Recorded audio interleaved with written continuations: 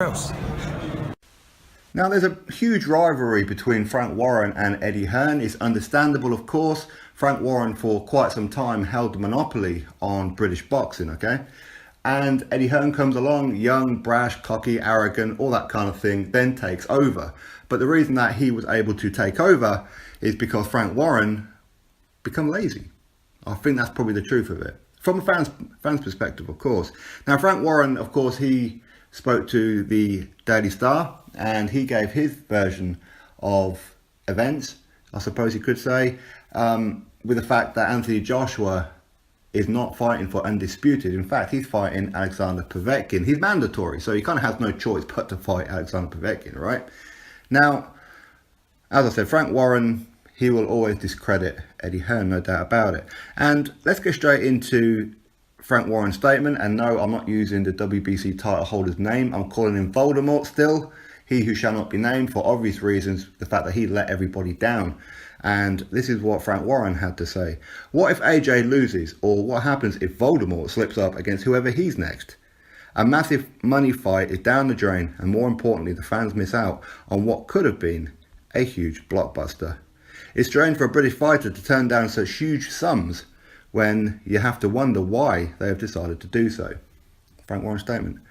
So, well, first of all, he's talking about money, which is none of his beeswax, okay? Because none of his fighters are earning anywhere near what Joshua is earning. Not even close, okay? Not Tyson Fury, not Billy Joe Saunders, nobody, okay? Now, of course, you see, I love all British fighters anyway, and, if these guys can earn a crap load of money, then, more power to them. But, of course, he's leaving out the fact that, first of all, he's always going to criticise. So if Joshua had have taken that offer and went to America, Frank Warren would have said, well, clearly they don't care about the UK fans, because straight after the Parker fight, he said that he's going to stay in the UK for undisputed. For the first time, two champions coming together, an undisputed champion crowned for the very first time on British soil. So this is the kind of thing that he would have said had Joshua taken the offer.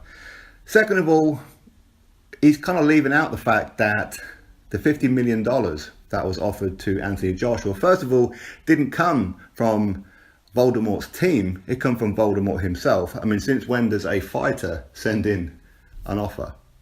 This never happens. And he doesn't have 50 million.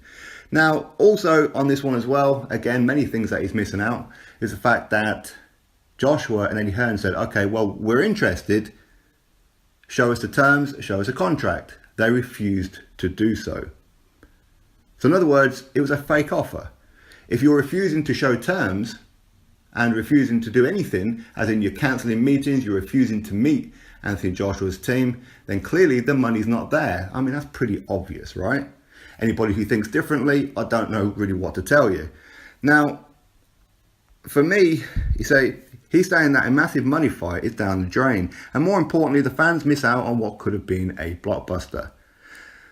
So, a massive money fight is down the drain. Well, not really, because Joshua versus Povetkin is a huge money fight. Frank Warren, please let me ask you this question. Which huge money fight do you have? Do you have one that could rival Joshua versus Povetkin? No, of course you don't. So again, he's kind of leaving out certain things. Also, Alexander Povetkin he's mandatory. So he has no choice but to fight Povetkin. Now, of course, when he's talking about undisputed, he's leaving out the fact that Joshua's offer was on the table of Team Voldemort for over a week. 10 days to be precise, on terms that they already agreed to. So they went through a long old process of ignoring offers and turning them down, even though they knew that the WBA was breathing down the neck of Team Joshua. As in, they want their mandatory. We will give you time. In fact, they gave an extra month to carry on negotiating, to try and get the undisputed fight. They put in an offer after they said, no, you know what? We're not taking $50 million. Yes, we will make less money in the UK, but it's not going to be a great deal less than the $50 million. When you convert it into pounds, Anthony Joshua, he will probably make 22 to 25 million fighting Povetkin against Voldemort here in the UK. He may well make $30 million. Sorry, £30 million, which is only 5-6 million less. Who knows? Maybe he'll earn a little bit more. Who knows how well that pay-per-view would do? Who really knows? Now, as I said, they put in a counter offer, 15 million, which is 8, 9, 10 times more money than Voldemort usually gets. If you look at it on the average, ever since he became champion. Joshua didn't get offered 5, 6, 7, 8, 9, 10 times his payday. No, he didn't. He didn't even get offered double. Okay, so when you weigh it up, who's really the one who turned down the fight? I think it's pretty obvious, right? Now, again, they sent in the 15 million. After 4 weeks of saying nothing and ignoring and all that kind of thing, they said, you know what, okay, fine. We'll take the 15 million. We're happy to come to the UK. Send us a contract. Eddie Hearn sends them a contract. What happens? It sits with them for a couple of days, which is pretty good of them, really, because usually they're ignoring everything. After a couple of days, Shelley Finkel then comes out to the press and says, right, we're going to send back the contract, because this was on a Sunday or a Monday, I forget now. But on Friday, we're going to send back the contract with the comments. In other words, we need some reassurances on certain things, okay? And a couple of these things, first of all, was a rematch. Voldemort wanted a rematch no matter what. Even though Parker never had that option, he wanted that option. It doesn't make sense. And if you're that confident about winning, then why would you even need a rematch, right? But you see, Joshua, he's always had a rematch in his contracts. Always. Why? Because he's done all the hard work. And if one fight happens and it slips up, he wants the option to take back what he has been earning. He's been earning these titles one after the other, while the other guy hasn't. And that's just the truth of it, right? So anyway, they send in $15 million. Everything's great. Yes, we want the rematch, but you know what? We're quite willing to budget on that one. But we want a date. We want a venue. But we're not going to give you that until Friday, knowing full well that the WBA are breathing down the necks. So again, why not send it back on a Monday? Why do you need to send it back 5 days later with those comments? Why? Because you're stalling time is why. Date and venue, not that important. You already asked them, will Joshua's fight be against Voldemort next? The answer was yes. Okay, when? Well, we're looking at either October or November at the Principality Stadium, Cardiff, Wales. We would love to have done Wembley, but because you've been taking so damn long, Triple G and Canelo, September 15th, they're taking the pay-per-view. We want pay-per-view in America. Showtime and that, they're very happy to do pay-per-view, but not in September. Here comes the offer. Here comes the problem. So they say October, November time. Why? So they can get the venue for a huge stadium at the Principality Stadium, which will hold about 80,000. 10,000 less than what Wembley would. So what's really the issue? It's not really that complicated, is it? So he's fighting Povetkin in September 22nd. But again, that's because it won't be pay-per-view in America. It's not being affected. That's why that he can fight Povetkin in Wembley, but not Voldemort. Because of the pay-per-view in America. So October or November time would be the date. And had he signed the contract, sent it back, everything would have been great. And he would have found out exactly what date it was. What, a few days later? Because it's not like, Eddie Hearn's going to book a stadium, pay out the kind of money, only to be told, well, no, actually, we ain't going to do it. Or he's not going to say, right, okay, right, well, we want this date, Cardiff. Are you available? Yeah, we're available. And then he's waiting on Voldemort for like another week or two, only to come back and say, yeah, okay, fine, we'll take that date. Okay, Cardiff, we'll take that date. Oh, sorry, you can't, you've taken too long, somebody else has got that date now. I mean, it's not complicated, really. So, anyway, this contract was sat on Voldemort's desk for a long, long time, for too long. All he had to do was sign the contract. He agreed the money. He agreed the country. He agreed everything.